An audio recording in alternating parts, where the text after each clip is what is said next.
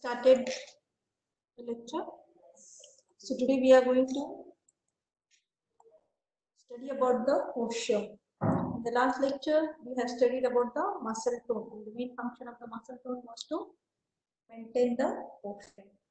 Now, by definition, posture is defined as it is a redistribution of the tone in various groups of muscles.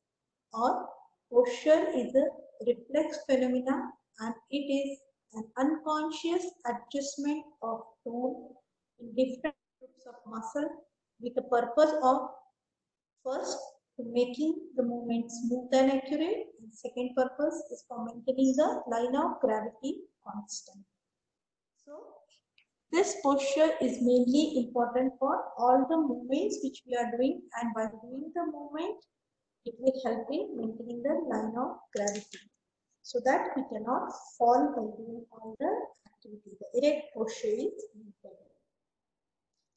Or it can be defined as posture refers to subconscious adjustment of tone in different muscles so as to maintain balance during displacement of the body caused by either by gravity or by acceleration. So if we are standing, only the gravity is acting.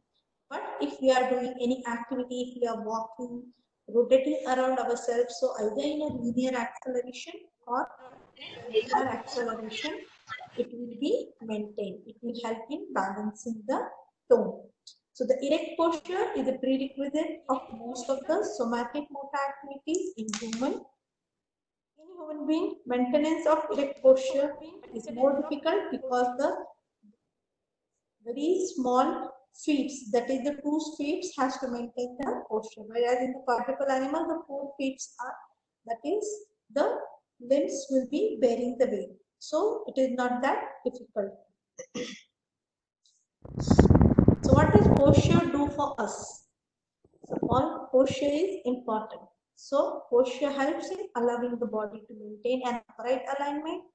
It permits efficient movement pattern. It allows the joint to be loaded symmetrically.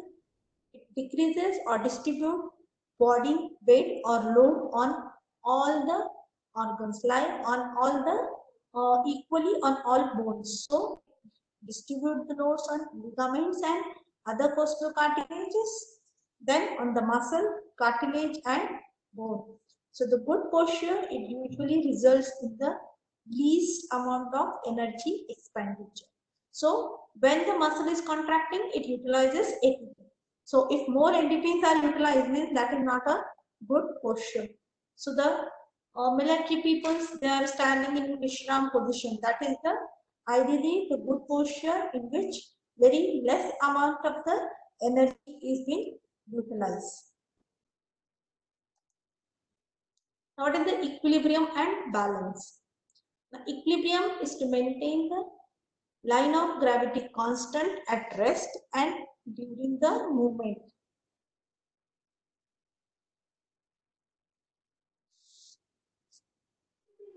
So equilibrium, it is to maintain the line of gravity constant at rest and during movement by adjusting the tone in different muscles. Technically, it is defined as the ability to maintain the center of gravity of an object with the base of support. So, base of support in human being is between the, that is the 2 feet on which we are standing. That is the base of support, and it is a very narrow base of support. Now, the erect standing posture and the gravity line. In a frontal analysis, the gravity line falls symmetrically between the 2 feet through the umbilicus, through the xiphoid process, through the chin and the nose, and between the eyes. So this is the line of gravity in which it will be falling. When the erect standing posture and the gravity line, it is called as the sagittal analysis. You can see the line of gravity. This is the line of gravity which has been falling when we are standing in an erect posture. So this gravity line falls from the, that is forward of ankle, then it will be going through and forward of the knee joint, through and behind the hip or the common hip axis, behind or through the thoracic spine, through acromion. This is the acromion process, and through or forward the atlanto-occipital joint. So this is an atlanto-occipital joint. It is line of gravity is falling in front of the atlanto-occipital joint. A sagittal analysis. Now, what is this ankle strategy? Now, when we are standing forward and we want to bend backward, like we are swaying backwards, so whole of the weight will be maintained by this ankle joint. And how does it helps the body from falling down? Even though the whole body is swinging backward, the base of support is being erect and the whole weight will be coming on the ankles. And this will help in maintaining, that is, certain muscles will be contracted in such position that the ankles will be hold the weight and the posture will be maintained. This ankle strategy, it is used when the perturbation is slow and of low amplitude. Contact surface become firm with wide and longer than the foot. Muscles recruited are usually from distal to the proximal group of muscles, and the head movement is in phase with the hip. So you can see the head is also moving backwards and the hip is also moving backward when we are swinging in a backward direction. So hip strategy. Hip strategy is usually coming in action when we are bending in a forward direction or when we are bending in a backward direction. So in both these directions, the hip strategy will be applied. Now this is used when the perturbation is fast or of large amplitude, surface is unstable or shorter than the feet. Muscles recruited are usually from proximal to the distal group of muscles and the head movement out of the face with hip. So you can see the hip is being pushing backward and the face is moving in a forward direction. So it is in the out face direction. Now the stepping strategy. This is when we are walking. When we are walking, we are lifting one leg and the whole weight is falling on the single limb, which is an erect. So this will help in smooth walking and therefore it is called as the stepping strategy. Now it is used to prevent the fall, used when the perturbation is from fast to large amplitude or when other strategy fails. So base of support, BOS, is the base of support moves to catch up with the base of support. Means when one limb is being holding up, we will keep the other limb firm, and when we step forward, the limb which is being taken up, this limb will be touching the ground with a firm base of support, means so that the whole weight can be transmitted to that limb. So this will help in smooth stepping the movement. Now how this line of gravity and the anti-gravity muscles which will be acting. So the line of gravity falls normal in the sagittal plane forward of the ankles, and the muscles involved is mainly all the anti-gravity muscles. So for forward of the ankle, the muscle is gastrocsoleus muscle. It will be contracting and it will help in maintaining the posture. Then quadricep muscles through and forward of the ankle, that is hips, mainly the hip extensors, behind the thoracic spine, mainly the paraspinalis muscles, and atlanto-occipital joint, that is mainly the neck extensors. All these muscles are the anti-gravity muscles which will help in maintaining the line of gravity constant when we are in a straight in the sagittal plane. Then main important of this is the regulation of the posture. Now the regulation of the yes. Ma'am, can you please be a little loud? You're not able to hear? No, ma'am. Okay, I will speak a bit loud. Now is it clear? Voice is clear? Yes. Are you able to hear? Okay. Now the regulation of posture, that is the mechanism involved in the maintenance of the posture is, first is the muscle tone and the postural reflexes. Please mute. It is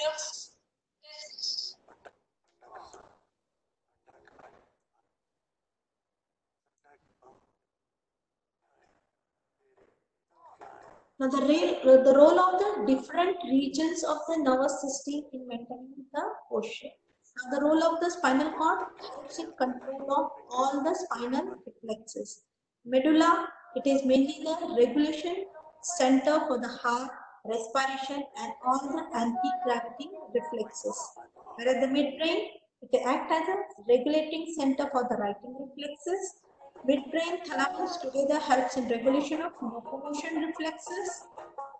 Hypothalamus limbic system, it helps in regulation of emotional functions. Cerebral cortex helps in initiation of voluntary movement, emotions, memory, and involved in all type of the conditioned reflexes.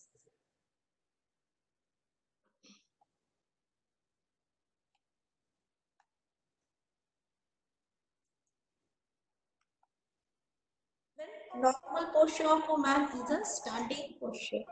When we are in a standing posture, we are in perfect equilibrium in the standing posture and cannot be maintained without the muscle tone. So we have all seen the muscle tone yesterday. That is muscle tone. It is defined as a state of partial contraction even in the rest is called as muscle tone. And the muscle tone basically depends upon the stretch reflex, and the receptor for the muscle tone was muscle spindle. So we have seen the muscle spindle. It has got two types of fiber, that is nuclear bag and the nuclear chain fiber. These are the intrafusal fibers. They are located in the extrafusal, that is muscle belly. Now the muscle tone is being governed by the continuous discharge of the impulses from the gamma motor neuron, which innervate the intrafusal fibers of the muscle spindle. So asynchronous discharge of the gamma efferent fibers will help in developing the partial tone, keeping the muscle in a partial state of contraction, and therefore the tone in the muscle will be maintained.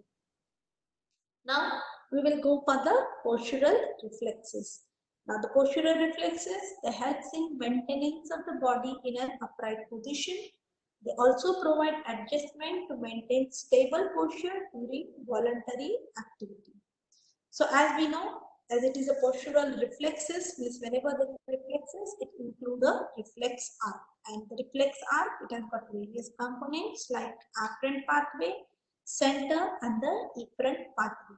Now the afferent pathway of this postural reflex, it comes from the eye, vestibular apparatus, proprioceptors, which are present in the lung, trunk and the limb, that is neck regions. All these are where muscles is present. This proprioceptor in the form of muscle spindles will act as a sensory organ, and from there the afferent pathway will be going into the integrating center.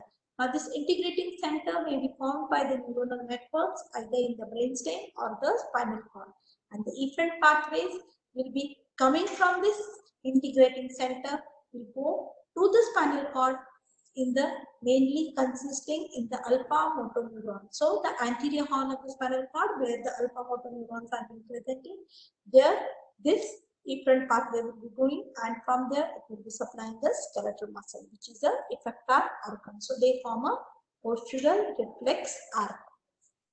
So this neural pathway, you can see that in the muscles of the limb, it will go to the spinal cord, and from there in the form of sensory tract, it will go to the cerebral cortex, and from the cerebral cortex, it will come in the form of the descending tract, which will be forming the synaptic connection in the spinal cord and the anterior horn cell, and innervating and forming the efferent pathway. Like that, the proprioceptors located in the trunk, in the neck muscles, vestibular apparatus, cerebellum, all this will be giving the sensations to the postural reflexes. Now the classification of postural reflexes. The postural reflexes are classified into two groups, or there are two types of the postural reflexes, that is the static reflexes and the statokinetic reflexes. Now the static reflexes, they are involved mainly in the adjustment to the displacement produced by the gravity. So whenever we want to do any adjustment in the tone of the muscle, when the gravity is acting, these static reflexes will come into action. The static reflexes are further classified into Local static reflexes, segmental static reflexes, and the attitudinal or the general static reflexes. Now, this local static reflexes, local static reflexes are further of three types, that is reflexes which control the anti-gravity muscle tone, positive supporting reaction, negative supporting reaction. Then segmental static reflexes, it consists of cross extensor reflex. Then general static reflex. This general static reflex are further again divided into three types, that is attitudinal reflex, long loop stretch reflex, and the writing reflex. Now these attitudinal reflexes, these are of further two types, that is tonic labyrinthine reflex, tonic neck reflex. Whereas this writing reflex, it is a misnomer. Actually, writing means correcting. So whenever there is a change in the body position, there occurs a correction, and this correction is called as we talk like right or wrong. So these are the correcting reflexes. So it is called as writing reflexes. Accordingly, there are different writing reflexes like head writing reflex, body on head writing reflex, neck writing reflex, body on body writing reflex. Means if we are moving one body part like it, we are standing on one limb. So the muscles of the other limb as well as the muscle on which the whole weight is coming, it will do the certain correction so that the tone in that muscle will be able to bear the body weight and you will not swing or you will not fall. So the erect posture can be maintained. Then limb writing reflex, optical writing reflex. So these are all the writing, different types of writing reflexes. Now the statokinetic reflexes.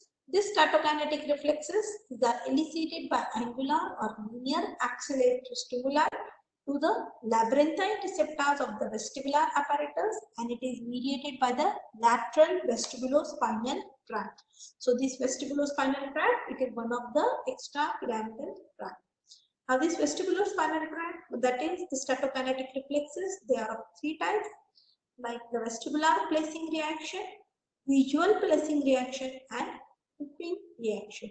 Couping reaction is more common in the animals, mainly in the monkeys. We are not jumping. So whenever we are couping, this body maintenance of posture will come into action. This is a composite chart where it shows that is the reflex, name of the reflex, what is the stimulus, what is the response scene, what is the receptor and the integrating center. Like the stretch reflex, the stimulus is the stretch, response in is the contraction of the muscle, receptor is the muscle spindle, and the integrating center is either located in the spinal cord or the medulla. So for all these reflexes, there the center is being at different level. Now how we come to know that the center is being at a different level? The spinal animal is being prepared, and accordingly the sections are taken at various level, and we are able to demonstrate where the reflex is located. So animal preparation are used to study and understand the postural mechanism, and the following are the animal preparation. So first is the spinal animal. Spinal animal, here the section is taken at the cervical level. Whenever we take a section of the spinal cord, there occurs the lesion, and their effect of the spinal cord transections will be seen, and there will be this section effect are in the streak attached stages, like stage of spinal shock, stage of reflex activity, and the stage of reflex failure. And then the effect seen are the muscles, what all postural reflexes are present, this or lost. This indicate that the center is located in the spinal cord. So following reflexes can be studied whose centers are located in the spinal cord. These reflexes are, that is stretch reflex, the center is located in the spinal cord. From positive and negative supporting reaction, the center, integrating center is in the spinal cord, and the cross extensor reflex, this center is also located in the spinal cord. Then the second section is taken at the cerebral cortex. In these animals are called as the decerebrate animal. Here the section is taken at the brainstem level in the mid-collicular level. So in the mid-collicular level between the superior and the inferior collicular, the section will be taken, and accordingly the animal is called as decerebrate animal. So this decerebrate animals, there can be produced, decerebration of the animal can be produced by two ways, that is classical decerebrate and the ischemic.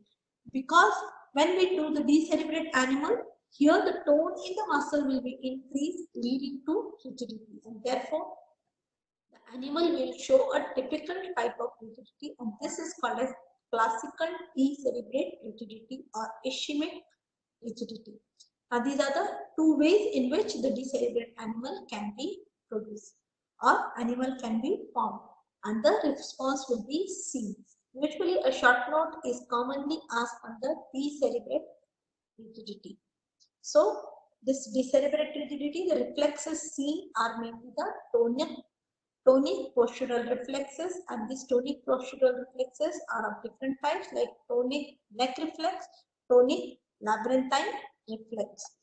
Now the classical decerebrate rigidity and the ischemic decerebrate rigidity, the classical differentiating point between these two are the classical decerebrate rigidity. It is produced by transection of the brainstem between superior and inferior colliculi. So the section is usually taken between superior and the inferior collicular level. Whereas in ischemic decerebrate rigidity, here the ligation between the common carotid artery and the basilar artery at the junction of pons and medulla is being done.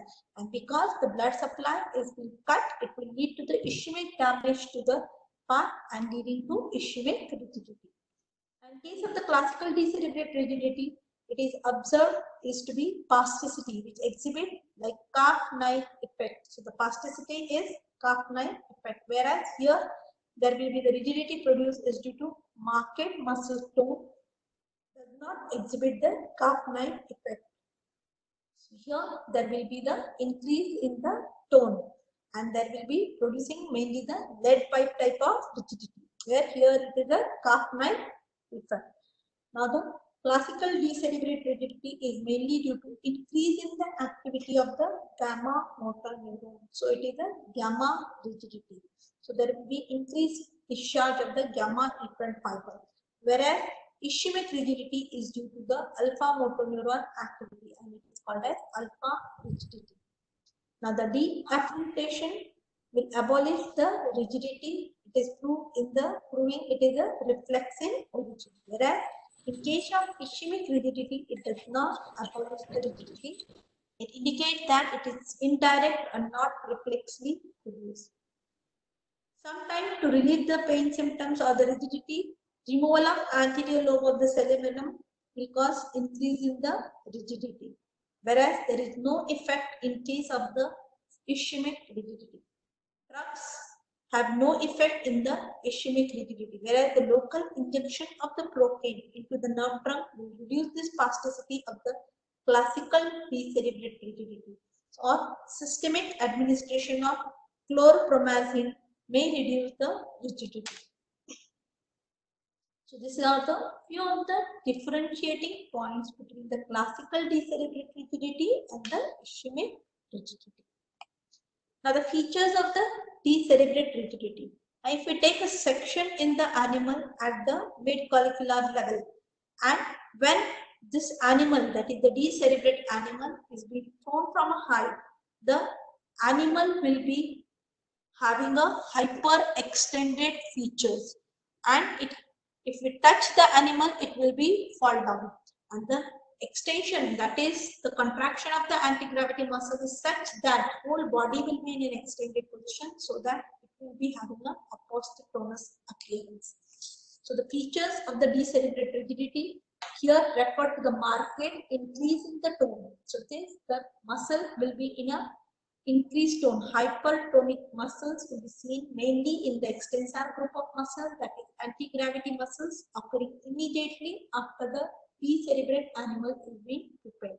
And the features of this decerebrate animal are hyperextension of all the four limbs, dorsiflexion or hyperextension of the tail and the head, extreme hyperextension of the spine leading to opisthotonous, produce concave configuration of the back, and the animal can be made to stand on the forelimb, but it easily toppled by slight push. She cannot walk, so locomotion is being lost. It can stand, but for locomotion or for walking, it requires both anti-gravity muscle and the flexion of the, that is, antagonistic muscles and the agonist muscle. So reflexes studied by this expression is tonic neck reflex. TNR is the tonic neck reflex and TLR is the tonic labyrinthine reflex. So these two reflexes are being studied with the help of decerebrate animal.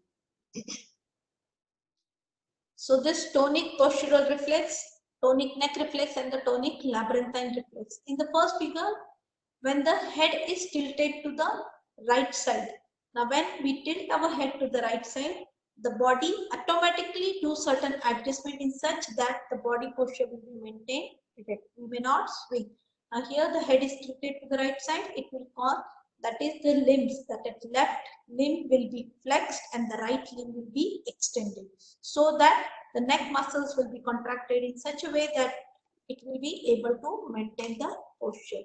Now when the animal is walking on the height, now you can see when we are walking on the elevation, the head will be tilted backward. Now when the head will be tilted backward, the limb muscles, that is the forelimb muscles, will be flexed and the hind limb muscle will be extended, so that the posture will be maintained erect. So this is how the tonic labyrinthine and the tonic neck reflex. In the first figure, the neck muscles are acting, and in here the head is tilting. So the labyrinthine vestibular apparatus will come into action, so that it will cause change in the posture of the animal to maintain the erect posture. Similarly, when we are bending in the forward direction, that is the neck flex forward, the forelimb will be extended, forelimb will be flexed and the hind limb will be extended. Neck tilted to the left side. In this condition, that is the right limb will be extended and the left limb will be flexed. Now the midbrain animal. In case of the midbrain animal, the section is taken at the upper level of the midbrain, and the reflexes seen are mainly the writing reflex, that is labyrinthine writing reflexes, all tonic labyrinthine reflexes, neck writing reflex, then body on head writing reflex, body on body writing reflex. All these writing reflexes will be studied. When we take a section at the thalamus, that is, it will produce the thalamic animal. So the cerebral hemispheres are removed with intact thalamus. In this condition also, we can study all the writing reflexes. And decorticate animal, that is removal of the cortical part of the cerebral hemisphere, will lead to decorticate animal. The reflexes studied with the decorticate animal are the writing reflex, tonic neck reflex are being studied with this decorticate animals. So here you can see when we do the decerebrate rigidity, that is taking a section at the superior and inferior clavicular. So here the body will be in an extended position. All the extensor muscles will be contracted. So they are having hyperextension. You can see the extension of the limbs, extension of the neck. Whereas in decorticate animal, D, C and D, according to the side of where the cerebral cortex is being removed, according to the position will be seen. You can see here the one limb will be hyperextended and the other limb will be in a flexion position, and the head is turned to the side of region. So this is how the control of the voluntary movement is being taking place. That is idea, cortical association area giving information to the basal ganglia as well as to the lateral part of the cerebellum, and at the same time to the premotor and the motor cortex, where the tone will be decided, and the again information is going back to the basal ganglia and the cerebellum. Correction is being applied and the corrected information will be going to this motor cortex, and we are able to maintain the tone. Regulation of the posture. The decision of particular posture may be occurring in the cortex. That is how the regulation of posture is being done. That Decision of particular posture, what posture I have to keep to perform that particular voluntary activity will be decided by the cortex. Planning and programming will be occurring in the basal ganglia as well as the cerebellum. Then, according to this planning and programming, the information comes down to the pyramidal tract to motor neuron supplying the muscle. Means the information will go to this motor cortex, and from there start the mobile. Please mute. So the pyramidal tract will carry the information to the effector muscle by means of the see all these mischievous activities is been disturbing the class. The standing posture, center of gravity act in the way that falls forward. So the anti-gravity muscles like extensors of the neck, back, hip, leg, etc. should be contracted so that the erect posture can be maintained. Vestibular receptors, proprioceptors, visceral receptors, cutaneous receptors, etc. They will play an important role in maintaining the posture. The standing impulse comes from the vestibulospinal and the reticulospinal tracts. Now, the control of the posture and the movements by the brainstem. Descending motor pathways are divided amongst the pyramidal and the extrapyramidal tracts. Extrapyramidal tract originate in the following structures of the brainstem, that is retrospinal tract from the red nucleus, stimulation of the red nucleus produces activation of the flexor muscles and inhibition of the extensor muscles. Pontine reticulospinal tract, it originates in the nuclei of the pons. Stimulation has got generalized activating effect on both flexors and the extensor muscles, with its predominant effect on the extensors. Medullary reticulospinal tract originates in the medullary reticular function and will project to the motor neuron of the spinal cord.